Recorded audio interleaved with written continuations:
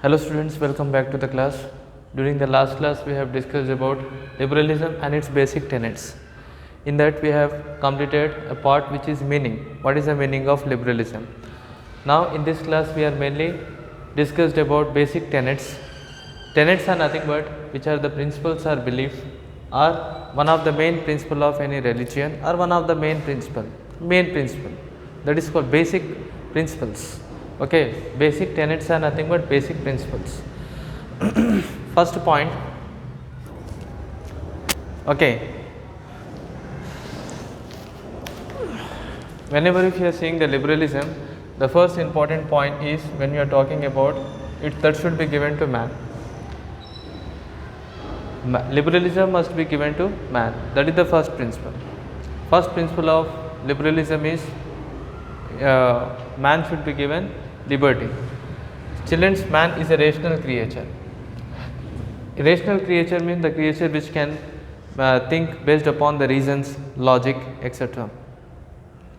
Okay, among all the living creatures, if you see, okay, if you see the animals, or if you compare even human beings also, okay, man was also formed from the animals only. But what is the thing which is making different when compared to other animal? Man is quite different when compared to other animal. The reason is he can think rationally, reasonably. Ancient time also, if you see that man have discovered fire. Okay, after discovering fire, okay, man have discovered wheel. Wheel is one of the important revolution in the field of transport. And if you see, the discovery and inventions are taking places as per the period of time. As soon as when the time passes, the man started making number of inventions and discovery. That is mainly because of reasons. Man is a social animal, and the first important thing which is making the man quite different when compared to other creature is rational thinking. He can think based upon the reasons.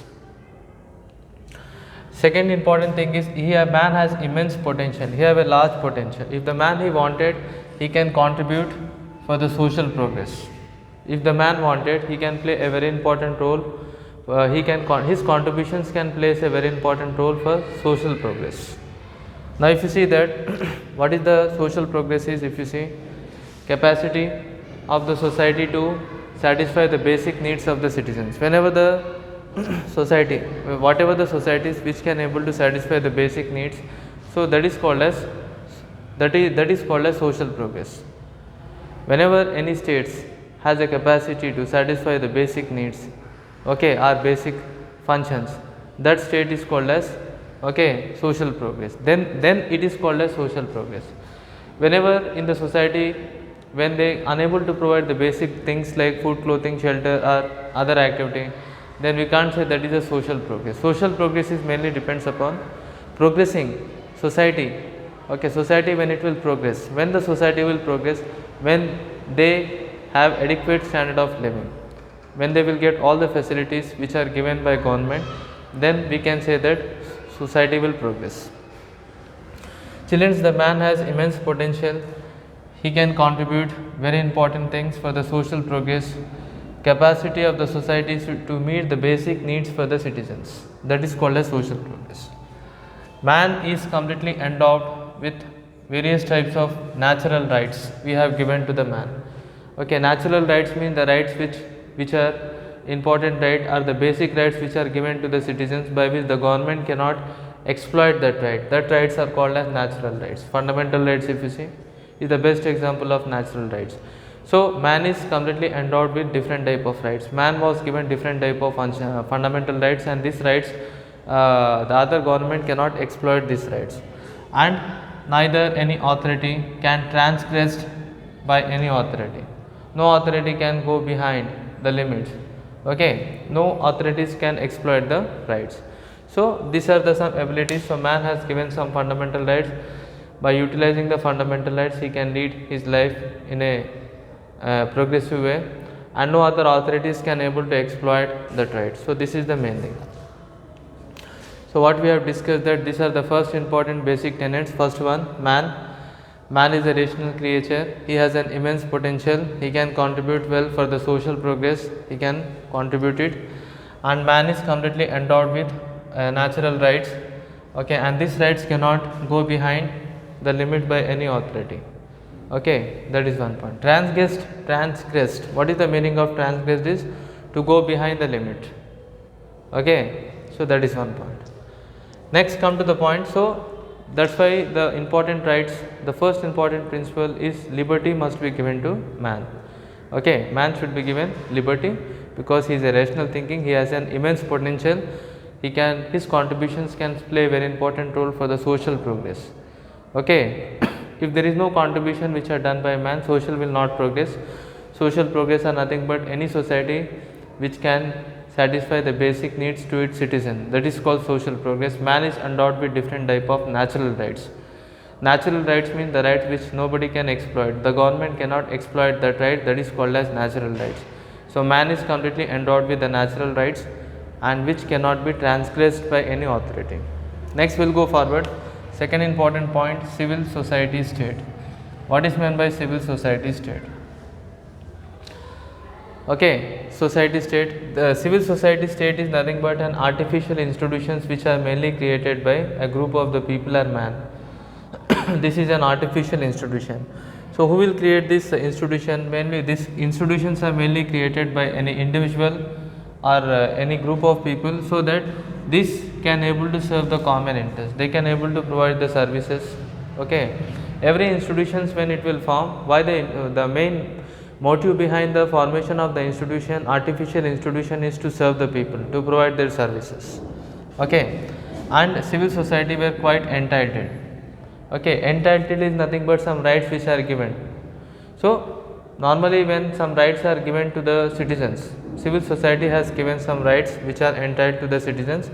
In return, the civil societies can demand obedience also. They wanted the citizens should perform obedience, citizens should be obedient and they should be perform their duties. So civil societies are mainly formed by the civilians in the society. Okay, this is an artificial institutions which are mainly created by individuals to serve the common interest, and most of the civil societies were quietly entitled. And what the civil society will demand, most of the civil society will demand obedience from the individuals. Okay, so the civil societies, what they wanted, the citizens should be obedient, because when the rights were given, most of the citizens, when the rights were given, natural rights were given to the citizens, in return the civil societies, what they wanted from the individual, obedience they wanted. Every individual should be obedience to the society so that whatever the conditions which can able to fulfilling the functions. So if the citizens will be obedient, then whatever the conditions will be there, they can able to fulfill the conditions easily. Who civil societies can able to fulfill the conditions, they can able to function well. When citizens will be obedient, civil societies can able to function well. So most liberty should be given to the civil society. Okay, civil societies and artificial institutions which are mainly created by the individuals to serve the common interest. Okay, to serve the common interest, the civil society has been created, and this was entitled. Entitled means giving some rights to the citizens. So these rights has given, civil society has given some rights, and in return the civil societies, what they are demanding, that citizens must be obedient. If the citizens will be obedient, then these societies can able to function well. Okay, so children, in the last classes we have discussed about introduction and we have discussed about meaning. In this class, what we have discussed about first two basic tenets. First is man and second one is civil society. So what is meant by basic tenet? In introduction we have already discussed that liberalism is a broader concept.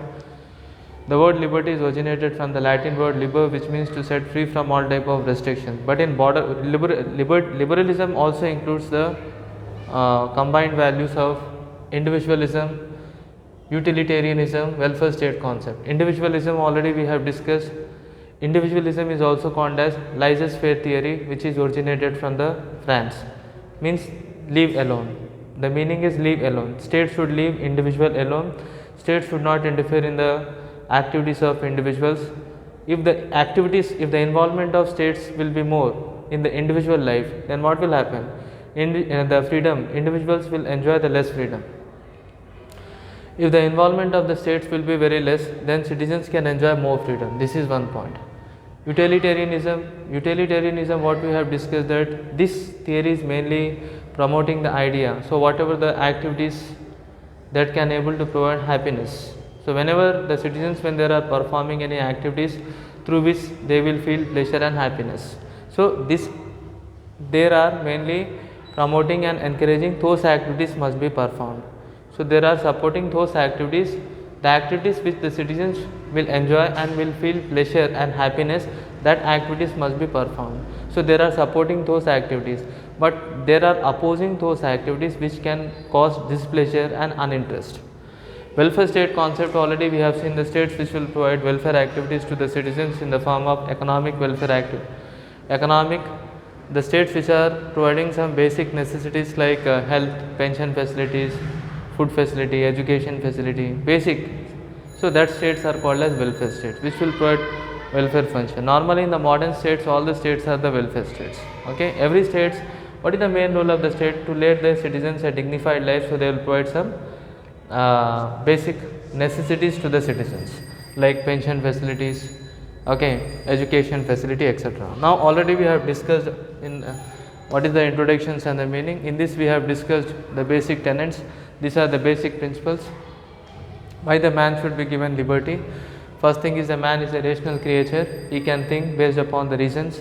Based upon reasons only today the man developed from the ancient to the modern age. Today we are in modern age. So that is mainly because of the rational thinking of man. Man is quite different when compared to other living organisms, because he can think based upon the reasons. He have an immense potential. He can contribute social progress. Simply, ancient time, if you see, man used to live in jungle, but now the man are living in the cities. How we can change the society? Man has a potential, man has an ability to change the society and can lead the society in a progressive way. That is social progress. Social progress is nothing but whenever we can find a society which has a capacity to satisfy the basic needs, then that society is called social progress. Man is completely endowed with some natural rights which nobody can able to, no other can able to exploit it. Okay, natural rights are nothing but the rights which individuals should get, which the government cannot exploit the right.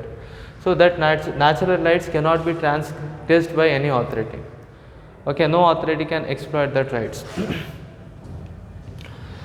Next we have discussed about civil society states, which is an artificial institutions. These societies are mainly created by individuals to serve the common interest. Okay, and this society was given some rights to the citizens, and in return what the societies are demanding? Obedience. Citizens must be obedient to discharge the duty. For example, best example I will say you, when the citizens are obedient in paying tax, whenever the citizens will discharge their activities, for example paying tax, then the cities can able to, the countries can able to develop. So obedience are very, very important. Okay, obedience in performing the rules and regulations, obedience in performing the act, then the civil societies can able to fulfill their functions also easily. In return the citizens should be obedient. In return the civil societies will contribute their functions. So this is the point. Today in this topic we have mainly discussed about the basic tenets, basic principles we have discussed about man, and then we have discussed about civil institutions, civil society states. In the next class we will discuss with the new same topic. We will continue in the next class, students. So we will meet you in the next class. Thank you very much.